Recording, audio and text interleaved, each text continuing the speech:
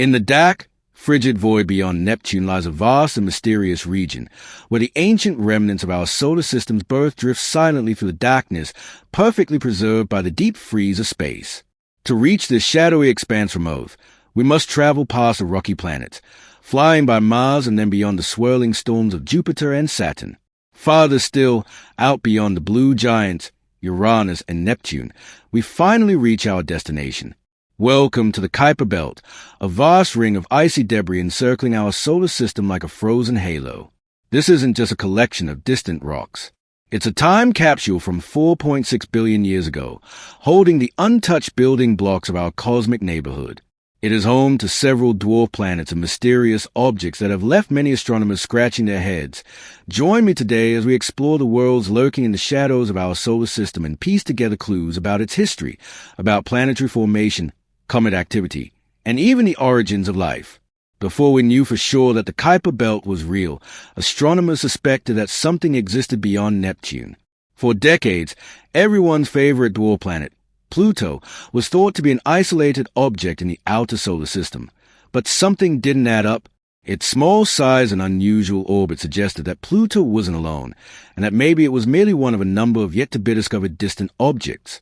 In 1951, astronomer Gerard Kuiper predicted the existence of a belt of icy objects just beyond the orbit of Neptune, but without telescopes powerful enough to detect these objects, the idea remained theoretical for decades. That changed in 1992, when astronomers David Jurett and Jane Lord discovered the first confirmed Kuiper Belt object, known as 1992 QB1. Pluto and its moon Charon were both discovered before 1992 QB1, Pluto in 1930 and Charon in 1978. But these objects were only confirmed as KBOs after the 1992 discovery. Since then, more Kuiper Belt objects have been identified, populating this distant region beyond Neptune. To grasp the true scale and position of the Kuiper Belt, let's imagine we're traveling in a spaceship, starting from the Sun and moving out toward the outer edge of our solar system. And as we move along our journey, let's compare the Kuiper Belt to both the more well-known asteroid belt and the less well-known Oort cloud. Starting near the Sun, we zip past the rocky planets, Mercury, Venus, Earth, and Mars. Between Mars and Jupiter, we see the asteroid belt, made up of the leftover material from when our planets formed. A thin, spread-out ring of rocky debris, the asteroid belt is about 2.2 to 3.2 astronomical units away from the Sun and about $1 Australian wide. As a reminder, 1 astronomical unit is equivalent to the distance from the Sun to the Earth. Most of the known asteroids reside in this part of our solar system, ranging in size from the largest asteroid, Vesta, at 525 kilometers wide, almost a distance from London to Belfast, to the smallest objects, some of which are just tens of kilometers across.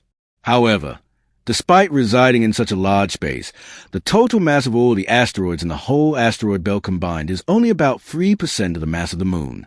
Beyond the asteroid belt, we encounter the gas and ice giants Jupiter, Saturn, Uranus, and Neptune, colossal worlds that dominate the outer solar system. Finally, as we pass Neptune's orbit at $30 Australian, we reach our destination, an even more remote, icy frontier, the Kuiper Belt. This vast expanse stretches from 30 to 50 Australian dollars and is home to a range of intriguing objects, from frozen relics of the early solar system to dwarf planets including Pluto, Haumea, Eris, and Make, and countless other smaller objects. Like the asteroid belt, the Kuiper Belt contains ancient debris from our early solar system. In fact, Kuiper Belt objects are considered some of the oldest surviving pieces of our solar nebula that originally formed the planets of our solar system.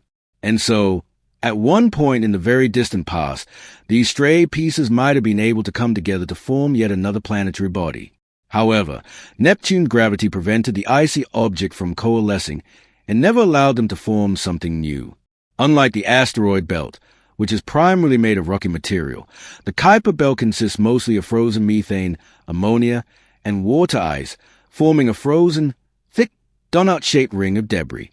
The Kuiper Belt contains hundreds of thousands of large icy bodies bigger than 100 kilometers across and more than 1 trillion comets, not to mention smaller debris and dust. And the average distance between objects is so large it can be hard to imagine. Each of those objects is, on average, between 0.02 to 0 Australian dollars and 10 cents apart. Imagine 10 million kilometers between objects. Hey, in the dim outer reaches of our solar system, these icy bodies drift in near silence, preserving vital clues about the origins of planets and comets. But it doesn't end there. That was just the main region of the Kuiper Belt. Overlapping the outer edge of the main region is another area of the Kuiper Belt called the scattered disk, which continues out to nearly 1,000 Australian dollars, with some Kuiper Belt objects on orbits that reach even farther beyond that. So while the asteroid belt and Kuiper Belt share some similarities, as you can see, one is vastly more expansive than the other. And while we may have reached the end of the Kuiper Belt, there's still another massive structure that surrounds every other object and belt that I've mentioned so far. In a recent video, I talk about the Oort cloud, the colossal structure of orbiting icy debris that encircles our entire solar system. It's so jaw-droppingly far away that even our most powerful telescopes can't catch a glimpse. So how do those two structures, the Oort cloud and the Kuiper Belt, differ from each other? For one, the Kuiper Belt is thousands of times closer to the Sun than the center of the Oort cloud, which is theorized to stretch from around 2,000 to 100,000 Australian dollars. Another major difference is that the Kuiper Belt is donut-shaped, while the Oort cloud is spherical, like a gigantic bubble of swarming debris. But something these structures do have in common is that they are both sources of the celestial phenomenon that we know as comets. The Oort cloud is a source of many long-period comets, while the Kuiper Belt is where some short-period comets are born. While the Kuiper Belt today is one of the most massive structures in our solar system, it's just a small fraction of what it once was. Originally, altogether, it probably contained 7 to 10 times the mass of Earth, but the shifting orbits of the 4 giant gas and ice planets caused most of that to be lost to space. What remains is no more than about 10% of Earth's mass. Not only that, but the Kuiper Belt today continues to slowly erode away. As objects occasionally collide and break apart, smaller fragments are left in their wake, and some of the resulting dust is blown out of the solar system by the solar wind. Sometimes these collisions, or Neptune's gravity, will cause Kuiper Belt objects to head on a new path toward the Sun, creating short-period comets, which have orbits of less than 200 years. Over time, the Sun's radiation causes comets to shed material, producing the spectacular tails we see from Earth. Several famous comets originate from the Kuiper Belt or its scattered disk, including Halley's Comet with an average orbital period of 76 Earth years, or Comet Shoemaker-Levy 9, which broke apart and smashed into Jupiter in 1994 in the first ever observed collision of two solar system bodies. As we all know, Jupiter survived, but the impact was visible from Earth and was quite a spectacular sight to behold. You can see it for yourself if you check out my video on the aftermath of this collision. You may also have heard in the news recently about a near-Earth asteroid named 2024 YR4. While there is a very, very small chance of this asteroid colliding with our moon, or an even smaller chance of it impacting Earth, the short-period comets originating from the Kuiper Belt pose no immediate threat to us in the next 100 or more years. In other words, you don't need to worry about that. Despite the Kuiper Belt being just a small remnant of what it once was, it still offers a nearly endless frontier of objects for us to explore. And unlike the Oort cloud, which we have not been able to visit yet, we have been to the Kuiper Belt. While most of what we know about the Kuiper Belt comes from ground-based telescopes and the Hubble Space Telescope, NASA's New Horizons is the only spacecraft to have actually been there. It performed a flyby of the dwarf planet Pluto and Kuiper Belt object 2014 MU-69, which was later officially named Arrokoth, meaning sky in the Native American Powhatan Algonquian language. This flyby of Arrokoth in 2019 was the most distant flyby in the history of space exploration, taking place around 1.5 billion kilometers beyond Pluto, with a New Horizons spacecraft getting as close as about 3,500 kilometers above the surface of the object. And even among the swarm of mysterious objects that make up the Kuiper Belt, Arrokoth still managed to surprise the New Horizons team. Its strange shape was unlike anything we had ever seen in our solar system. Arrokoth is a small isocabio known as a contact binary, composed of two distinct lobes that at some point merge into one body. Its shape resembles a flattened snowman. At just 35 kilometers long, 20 kilometers wide, and 10 kilometers thick, you might not think there's much to learn from this relatively tiny object. But what Arrokoth lacked in atmosphere and diverse geology, it made up for in its unique structure. The bizarre pancake snowman shape of this Kuiper Belt object provides crucial insights into how planetary building blocks came together in the early solar system and how our planets may have formed. Arrokoth's shape seemed to give it a counterintuitive gravity field and rotation, and several papers published since the flyby have led to an almost undeniable truth about how planetesimals form, something the New Horizons team didn't expect. Planetesimals form when smaller objects come together to make larger bodies, which may eventually combine to create a planet. Until now, there have been two competing theories: hierarchical accretion, which proposed that small objects would crash into each other at high speeds until they created something bigger, and local cloud collapse, where nearby objects would slowly come together because of their gravitational attraction, thereby forming larger and larger bodies. And now, thanks to the Arrokoth flyby and important research into the object's geology, geophysics, composition, and formation, we can be fairly certain that the theory of local cloud collapse is correct. The object's smooth surface and the lack of fractures from stress confirm that the cosmic snowman formed at low speed. Alan Stern, a planetary scientist and the lead for the New Horizons mission, said that the evidence was so strong, we've decisively solved a multi-decade debate about how planetesimals form. And thanks to New Horizons, we got to see the most famous Kuiper Belt object, Pluto.